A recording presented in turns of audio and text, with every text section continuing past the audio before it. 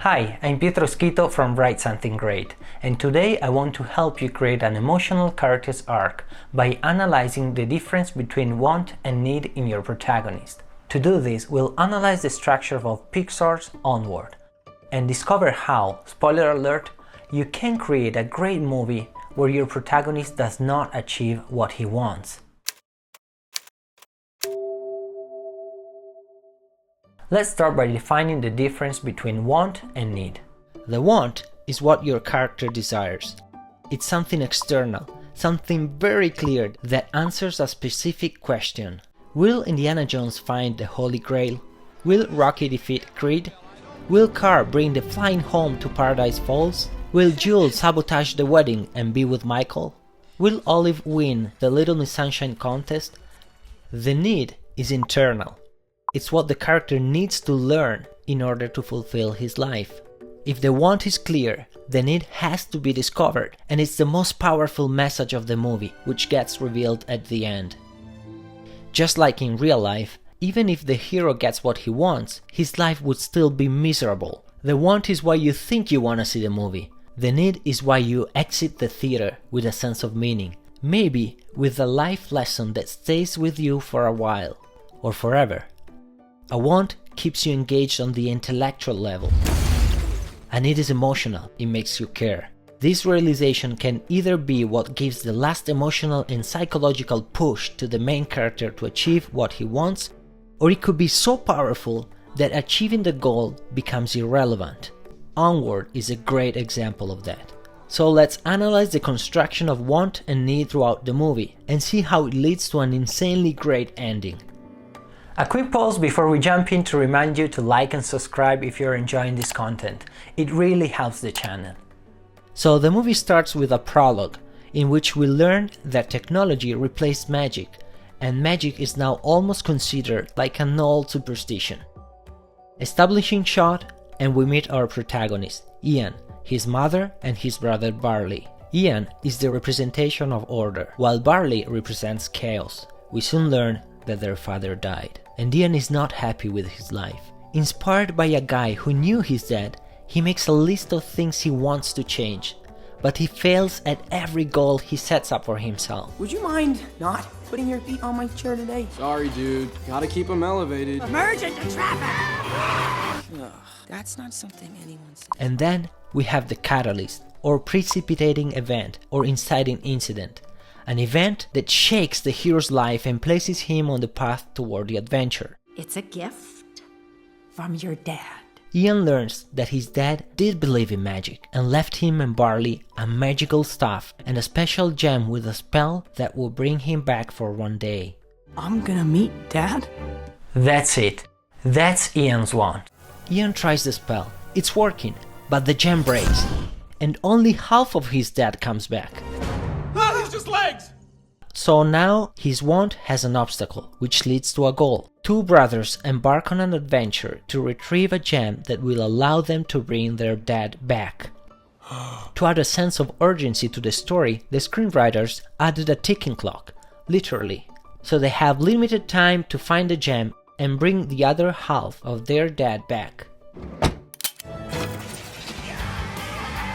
Which brings us to the second act. Ian expresses the want again. I'm just working on a list of things I wanted to do with Dad. As their journey advances, the two brothers show their opposite views on life. While Barley wants to take the path of peril, Ian convinces him to take the expressway. All that matters is that we get to spend as much time as possible with Dad.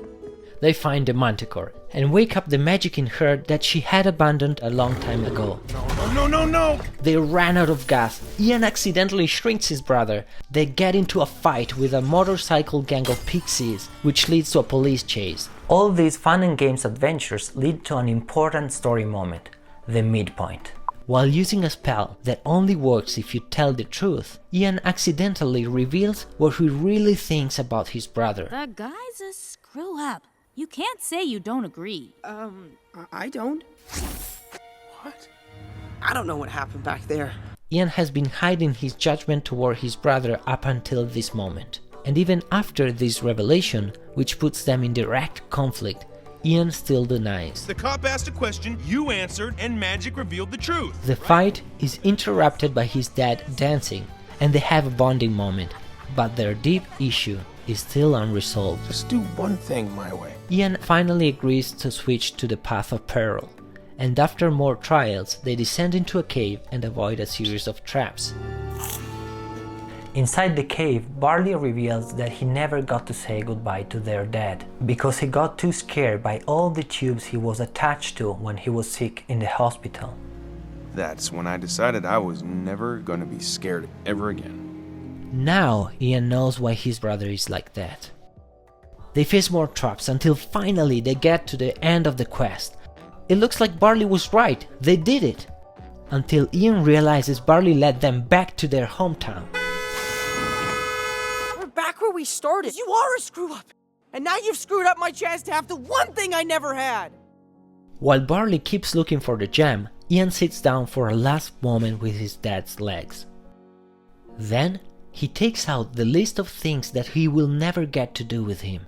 Reading the list, Ian realizes that he has already fulfilled them all with his brother. Barley has always been there for him. And there it is. The character has fulfilled the need.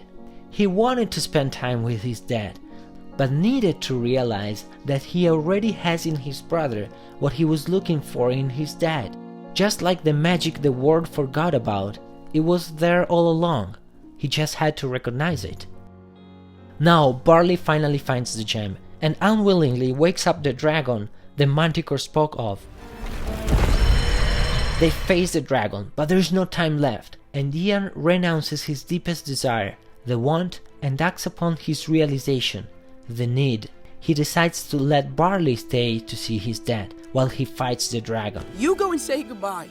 What? I had someone who looked out for me. Someone who pushed me to be more than I ever thought I could be. I never had a dad. But I always had you.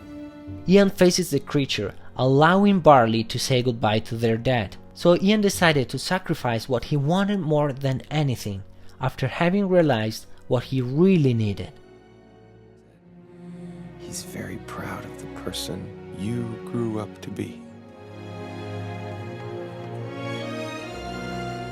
As with any classical story, in the epilogue, the hero's growth has an effect on the rest of society, which is now re-embracing magic. So Ian doesn't get to spend time with his dad.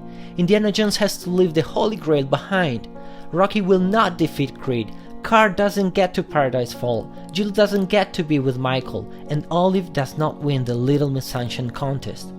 And yet, all these movies have a satisfying ending, because in each of them, the protagonists realized that there was something more important in their lives than what they wanted.